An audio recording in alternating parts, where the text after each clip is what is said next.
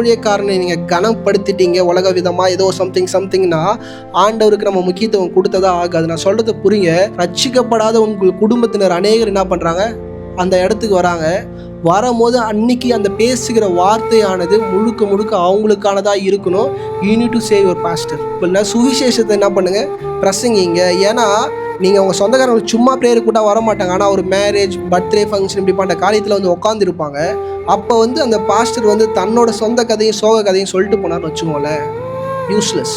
என்னது அது நிச்சயமாக உங்கள் குடும்பத்துக்கு ஆசீர்வாதமாக இருக்காது. உங்களோட திருமணத்தில் இல்லை உங்கள் பிறந்தநாள் ஃபங்க்ஷன், ஏதோ ஒரு ஃபங்க்ஷன், ஒரு டெத்தாக கூட இருக்கட்டும், அங்கே பேசப்பட்ட வார்த்தையினால் ஒரு நபர் ரட்சிக்கப்பட்டால் கூட, ஒரு நபரோட இருதயம் மாறினா கூட பரலோகத்தில் உங்களுக்கான கனம் அங்கே இருக்குது. இன்றைக்கி அநேக நேரம் வேர்ட் ஆஃப் காடை தள்ளிடும். We are giving very less time.